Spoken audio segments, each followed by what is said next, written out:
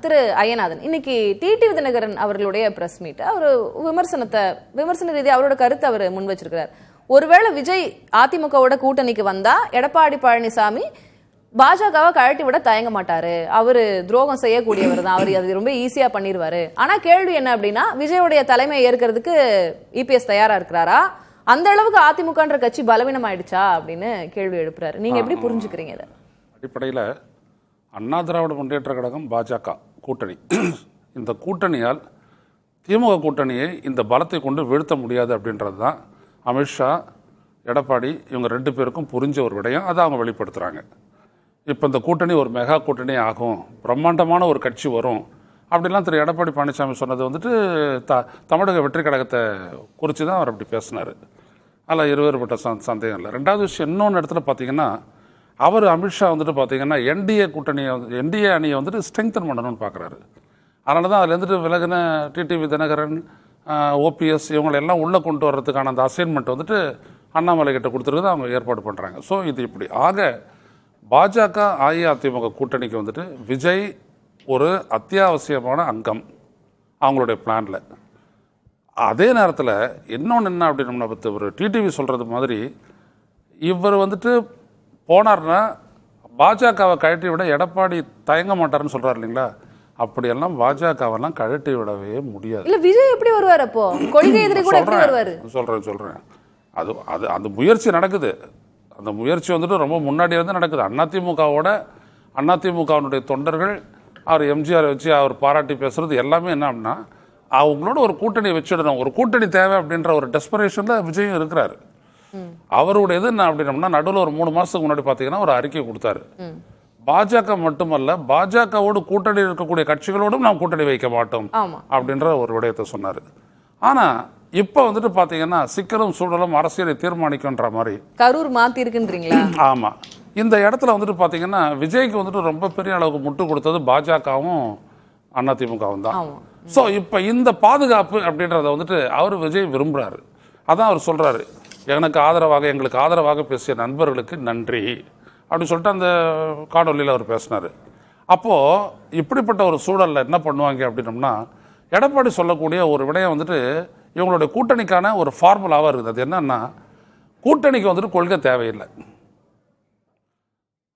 விஜய்க்கு வந்துட்டு பாஜகவோட போக முடியாது, ஏன்னா கொள்கை எதிரியோட கூட்டணி வச்சிருக்கிறதுனால அதிமுகவோட விஜய் சார முடியாது. அது நம்ம ஒரு 4-5 தேர்தல் பார்த்திருக்கோம். இப்ப பழைய கட்சினா பரவாயில்ல, விஜய் நியூ என்ட்ரி இப்பதான் வந்திருக்கிறாரு, முதல் தேர்தல், இப்பவே கொள்கை தேவையில்லை, கூட்டணி தேவைன்னு அவர் அந்த நிலைப்பாடு எடுக்க முடியுமா? விஜய்க்கும் தாவேக்காக்கும் ஒரு கான்பிடன்ஸ் இல்லை, தனிச்சு நின்று நம்ம எதுவும் பெருசா சாதிச்சிட முடியாதுன்றது தெரிஞ்சதுனாலதான் அவங்க வந்துட்டு விக்ரவாண்டி கான்ஃபரன்ஸுக்கு அப்புறம் மாநாட்டுக்கு பிறகு அவங்க வந்துட்டு அதிமுகவோட நெகோசியேட் பண்ணிட்டு இருந்தாங்க.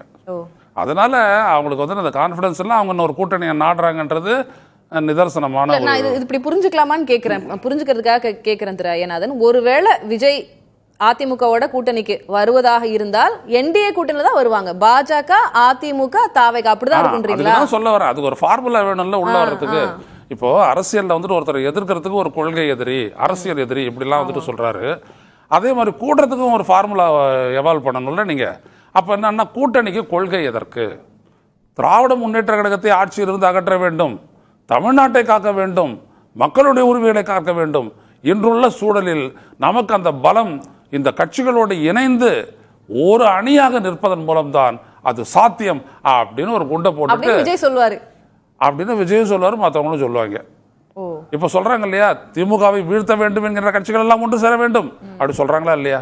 சரி, அப்படியே வந்தாலும் இப்ப யார் அந்த கூட்டணியை லீட் பண்ண போறது, ஹெட் பண்ண போறது யாரு? சிஎம் கேண்டிடேட் யாரு? இது பெரிய கேள்வி. அவங்க இவர் சொல்றாரு அப்படி, அவ்வளவுதான். இப்போ அண்ணா திராவிட முன்னேற்ற கழகம், நான் விஜயை பார்த்து நேரடியாக கேட்டது, அண்ணா திராவிட முன்னேற்ற கழகம் உங்களை முதலமைச்சர் ஆக்குமா, இல்ல நீங்க தான் புதுசா ஒரு கட்சியை தொடங்கினது எடப்பாடி பழனிசாமி முதல்வர் ஆக்கவா? கிடையாது, அது நடக்காது. அப்பதான் அவர் சொல்றாரு, இல்ல நம்ம கூட்டணி சேர்ந்து. அப்புறம் திரு பழனிசாமி அவர்கள் இவ்வளவு இன்வைட்டிங்கா இருக்காரு தாவே? ஆமா, காரணம் என்ன அப்படின்னா, அதான் சொல்ல வர, அவங்களுக்கு அந்த பலம் போதல, அதை அவங்க உணர்ந்து இருக்கிறாங்க. அதனால விஜய் தான் அவர் ஃபர்ஸ்ட் ஆப்ஷனா வச்சாரு. அதுதான் இவர் கூட கேசிபி அவர்கள் இப்ப சொன்னது.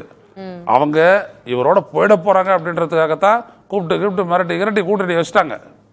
அது ஒத்துக்கிறாங்களோ இல்லையா, நடந்தது இதுதான், முடிஞ்சு போச்சு. எக்ஸலத்தில் போட்டு விட்டாரு, அவ்வளோதான். இப்போ என்ன அப்படின்னு நான் அவங்கள பொறுத்த வரைக்கும் திமுகவை வீழ்த்தணுமா, அதற்கான ஒரு வழிமுறை, அந்த வழிமுறை இதுதான். இப்போ விஜய்க்கு வந்து இருக்கக்கூடிய கஷ்டம், இப்போ இருக்கக்கூடிய இந்த சூழல், இதை கட்சியை காப்பாற்றிக்கிறணும், தன்னையும் காப்பாற்றிக்கிறணும், தன்னுடைய நிர்வாகிகளையும் காப்பாற்றணும் அப்படின்னு பிஜேபி. ஆமாம், பிஜேபி தேவை அவங்களுக்கு, பிஜேபி ரொம்ப அவசியம் தேவை.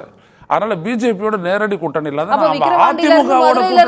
மாநாட்டுல இருந்து கொள்கை எதிரின்னு சொன்னதெல்லாம் அவர் சைடுல வச்சிருவாரா? கொள்கை எதிரி அப்படின்னு சொல்லிட்டு அது மட்டும் தானே சொன்னாரு, அதுக்கப்புறம் வேற ஏதாவது எதிர்த்தாரா? நிறைய மேடைகள் அவர் விமர்சனம் பண்ணி பேசியிருக்காரு, சும்மா ஒரு கோடிட்டு காட்டினாரு, அவ்வளவுதான். அதே மாதிரி பழனிசாமியும் வந்து அவர் எதிர்த்து இருக்கிறாரு. அதனாலலாம் ஒன்னும் அவங்க மாறிடலாம் போறது இல்ல. ஆனா நீங்க பாத்தீங்கன்னா ஒரு இலக்கு என்று ஒன்று வேண்டும். இந்த தேர்தலை பொறுத்த வரைக்கும் நமது இலக்கு திமுகவை அப்படின்னு சொல்லிட்டு அந்த இடத்துக்கு வருவாங்க. அதுக்கான வேலையை தான் ஒரு விஷனரி மாதிரி நீங்க இதெல்லாம் நடக்க போகுதுன்ற மாதிரி டயலாக். இப்ப வந்துட்டு